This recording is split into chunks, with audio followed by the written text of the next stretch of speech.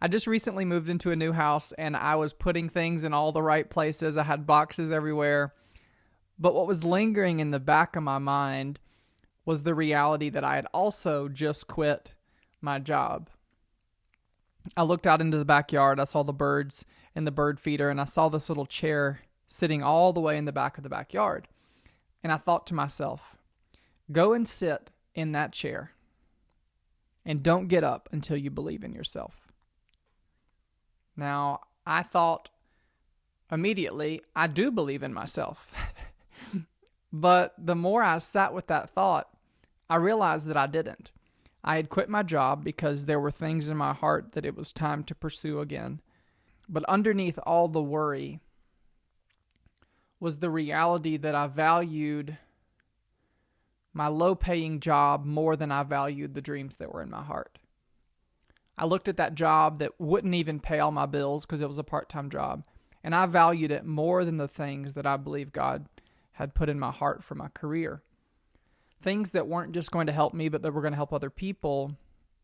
And so hearing that in my head, go and sit in that chair and don't get up until you believe in yourself, was challenging. I went and sat in that chair, and I sat there a bit longer than I had planned. When I sat in that chair, what I felt deep down was God's belief in me. You know, we sing about God's love, we sing about God's protection, we sing about how God is always with us, but it almost feels a little bit prideful to say, like, God believes in me. He not only believes in me, but he believes that I can do it. You see, the heart of a father is very different than the heart of a dictator or a tyrant or an authoritative leader or even a coach. The heart of a father, at its very foundation, is a heart of love. And if you have an earthly father or a spiritual father in your life that doesn't want you to do more and go further and achieve more than they did, they're not a father. If they don't want you to stand on their shoulders and jump higher and accomplish more, they might be a mentor or a leader or a coach, but a father says, I'm laying down my life for my sons, for my daughters.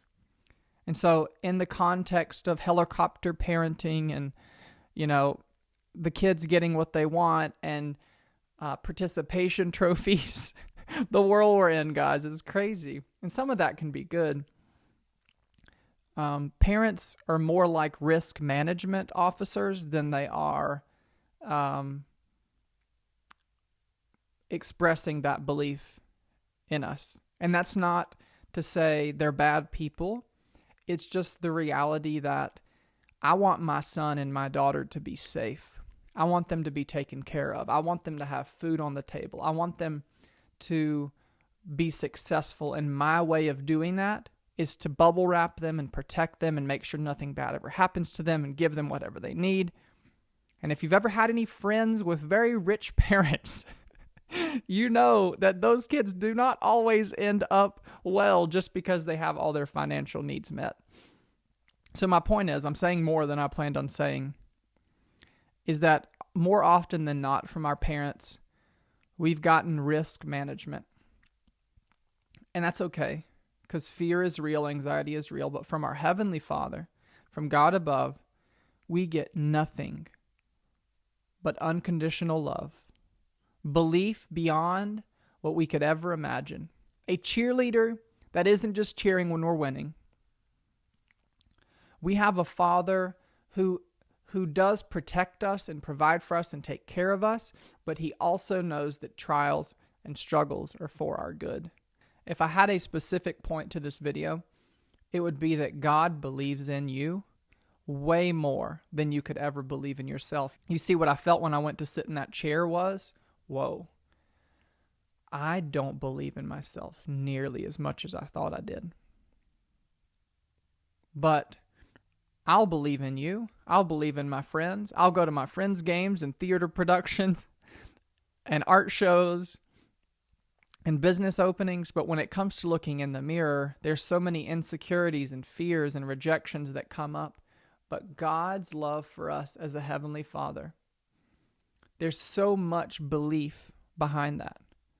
To give you a practical example, when I send out my pricing as an artist, as a photographer, that will then show how much I believe in myself.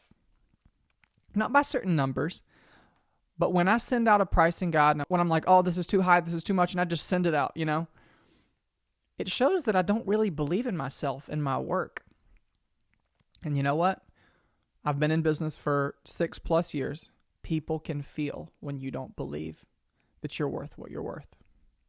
If you push that pricing guide a little higher as a photographer, if you push that piece as a artist, or that fee as a musician or a speaker, people will feel if you believe that you're worth that much. And so it's not about making a bunch of money or being successful or having a bunch of followers.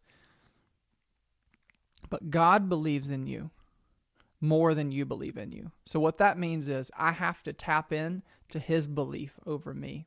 Prayerfully in silence and contemplation and in thinking and in time of walking in that yard and sitting in that chair or going to a coffee shop or going to a park or making breakfast in the quiet of the morning. We've got to tap into God believes in me. The original creator of the entire world believes in me. He says I'm creative. He says I'm an artist. Maybe I'm crazy, but I have little note cards around my house that says, I believe in you. You're an artist. You're brilliant. You can do it. And I'm not trying to get into the weird frou-frou, name it and claim it and say it, positive affirmations all the time, because life can definitely be negative. But today's word is, God believes in you even more than you believe in you. And the moment you start to tap into that, you'll be surprised with what you can accomplish.